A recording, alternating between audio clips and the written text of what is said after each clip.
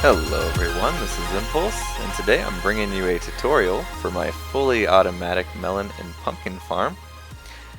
And this farm is a variation of a similar farm design by Panda 4994.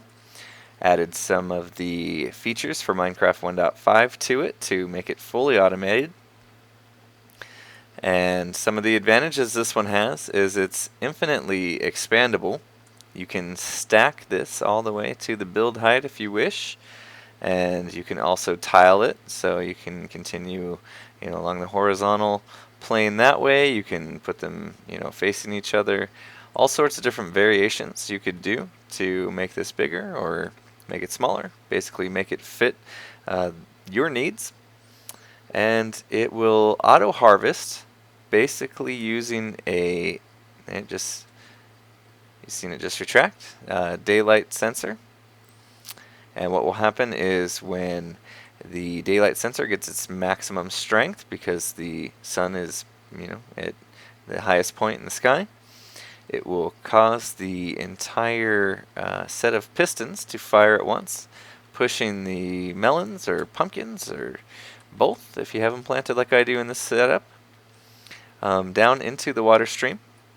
And we'll go into some hoppers and basically store into a chest. This also will auto disable itself, so when the chest gets full, it's going to send a signal to the mechanism in the back that tells it to stop harvesting, so that you don't have extra items floating around for no reason. So let me show you how to build it. Okay, so you want to start off with a line of dirt, 16 long. 1, 2, 3, 4, 5, 6, 7, 8, 9, 10, 11, 12, 13, 14, 15, 16. And then you basically put a kind of case around that to hold the water streams. And you can go ahead and put your water in on each end. And then those should meet perfectly in the middle there. You can take out these two blocks, and you want to put your chest down, and behind your chest you want to put your hoppers. Just hold shift and click as you're pointing at the back side of the chest, and they'll point into that. And you can test it real quick by throwing an item into the stream, making sure it makes it into the chest. Okay, after that you're going to want to put down some solid blocks behind the dirt. So you want to start in the corner here with 1, skip 2, and then you do every 2. So you put 2 down, skip 2, 2 down, skip another 2, 2 down, skip 2, and then you should end with 1. And on top of those solid blocks, you'll put your pistons facing out. Oop. Okay. And then behind here, we're going to put a little place to hold the water in. So you just want to block this off so it doesn't flow out. And we can go ahead and fill that in with some water. That's just so that the soil will stay moist. And then we're going to need some glowstone, which I forgot to grab. And you're just going to put the glowstone in between the pistons.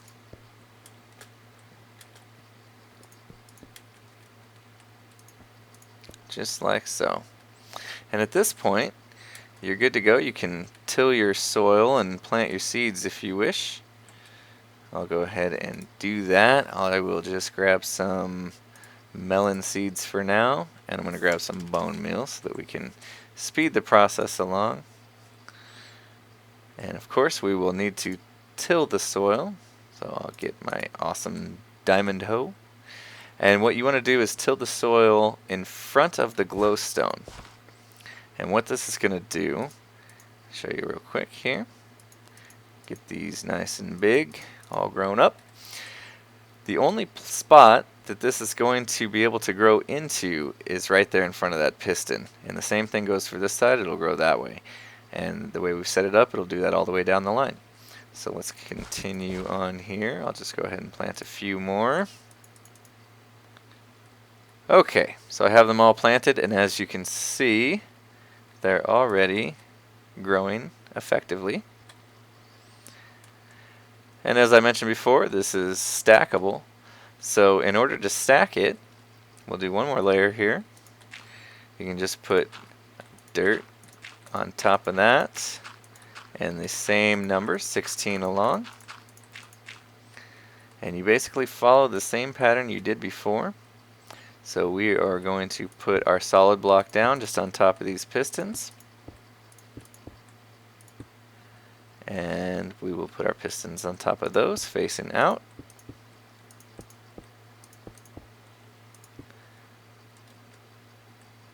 And we're going to want to make a little trough for the water, so just do that.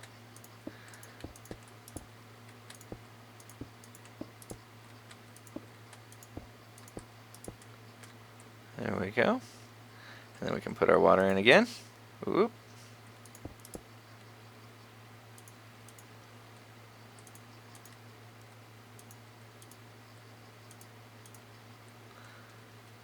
And then once again, grab your glowstone and put it in between the pistons.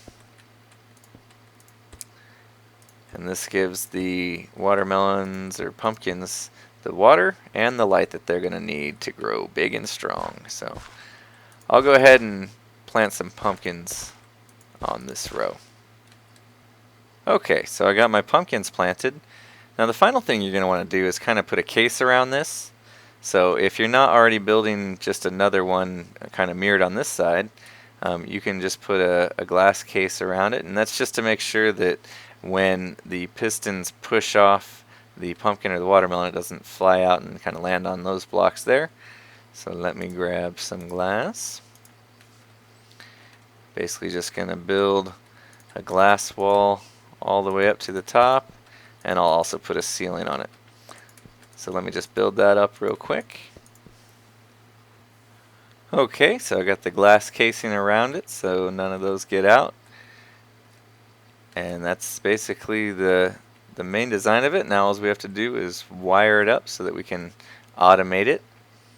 And what we're going to want to do is we can supply power to this block right in between these pistons, and that will get both the top and bottom row to fire at the same time. So we'll just place some blocks down here behind that bottom set of pistons, and then we'll go ahead and grab some repeaters,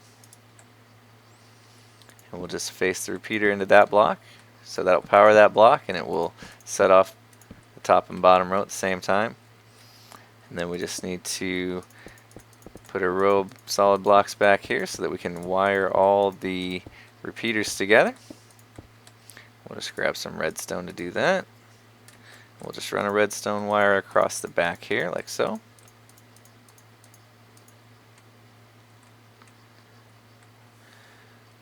Okay, so next we need to set off the triggering mechanism, and what we're going to use is a daylight sensor to trigger this. So basically once every day cycle it will harvest the melons and pumpkins for us. And to do that, first we're going to set up a monostable circuit so that we only pull a short pulse out of the daylight sensor when the sun is at its greatest peak. So right here, kind of off center a little bit, we're going to put a sticky piston facing up with a block on top of that. And then we're going to put a block right behind that with a comparator on it. And then behind that we're going to put the daylight sensor. And you can see that fires that piston. And then what we're going to want to do is pull the signal out of that. And we're going to put a repeater right here. Set it on 4-tick delay just for good measure. And then we're only going to want this to go off when the sun's at its greatest point. So in order to do that, we can put a redstone torch here and then a wire. And that's going to make it so basically only when there's a power of 15 on the daylight sensor, it will emit signal through here. And now that we're pulling that pulse out of there, we'll get a short pulse. We are going to want to feed that to a block here with a redstone torch on it. And then directly in front of that, we're going to place a solid block. And under that solid block, a sticky piston facing down. And under that, a redstone block. And what's going to happen is as soon as this gets signal, a pulse is going to go through. It's going to turn that torch off, which will unpower this sticky piston, and it's going to pull that redstone block up, and that's going to provide the signal that runs across here to harvest the pumpkins. So let me see if I can just quickly demonstrate. I'll set the time to 6,000. Oh, it went on its own. Missed it. Let's see that again.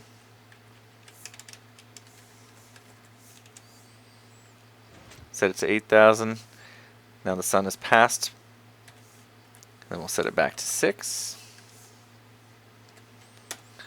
And you can see it fires. Pistons fire. Gets that short pulse. And voila, it will harvest. So that sets up that auto harvesting part. The next thing we're going to need to do is set up the automatic disable, capacity disabler. So it's going to sense when this chest is full. And you can see we got some items already. We want to sense when this chest is full and basically disable the firing mechanism back here.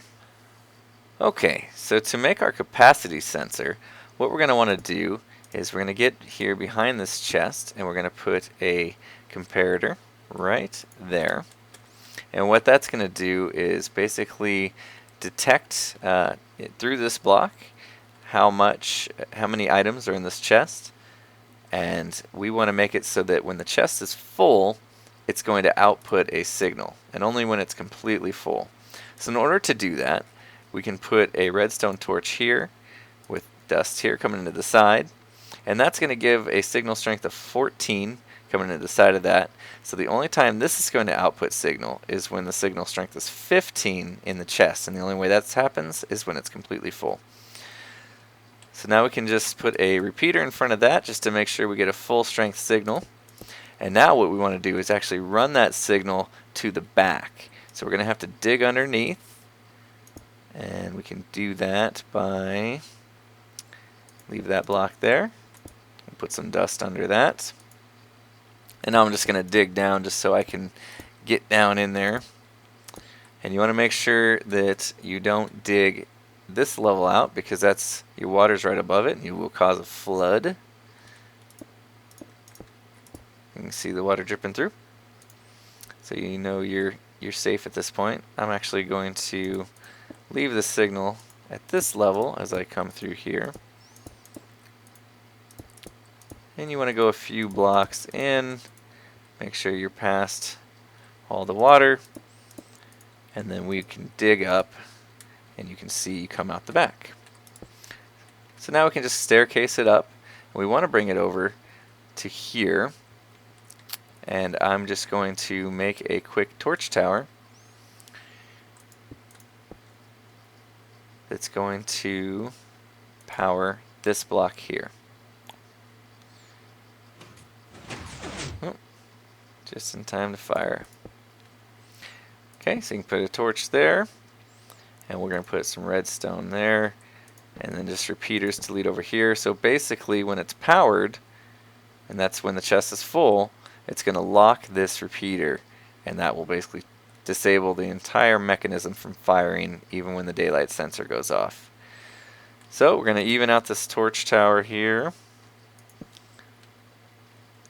and we have 2 torches, and now you can just run your signal over.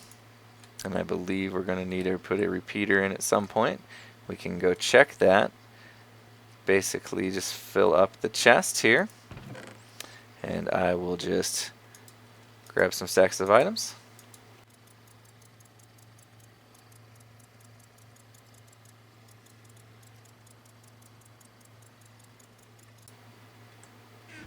Okay, and now the chest is full. You can cover this back up. You can see that it's emitting signal now.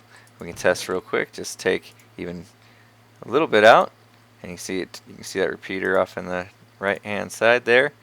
We'll basically turn on if it's full, off if it's not. So we know that's working perfect. Now let's follow this signal around and see how far it makes it before we're going to need to put a repeater in. And perfect.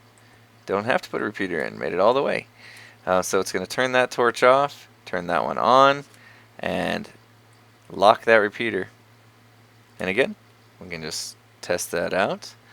Take out some items, and there you go, unlocked. So that's working perfectly. Okay, and then you can just pretty the place up however you wish. I'll just throw in some quartz. In fact, put in some stairs there maybe.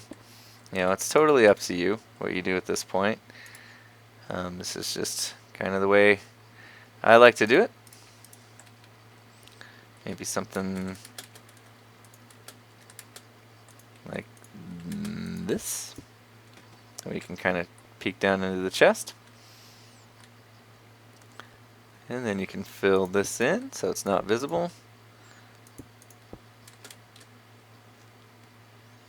And if you wanted to, you could even kind of hide your wire back here.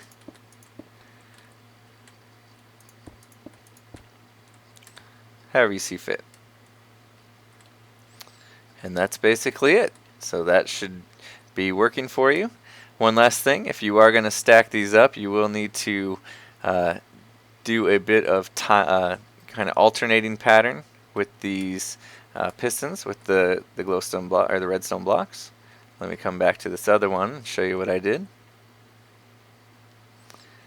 And you can see this one's coming down, and then in order to do it I had to put this block here to make sure that this line didn't connect to that one. And you put some redstone on top of a block, which will then power this piston, and it would go down. And basically you can repeat that pattern of alternating, you know, left, right, left, right. So here, let me just kind of give you a nice freeze frame of it. And you just basically alternate pattern, and like I said, you can build it all the way up to the build height limit if you wish. So yeah, that's basically it. I will put a world download into the description for you so you can download it and check it out for yourself. And hopefully this tutorial will help you build one of your own. Please remember, if you did like the video, to give me a like, comment. I'd like to hear your feedback, and subscribe if you're not already a subscriber. And thanks for watching. Have a good one.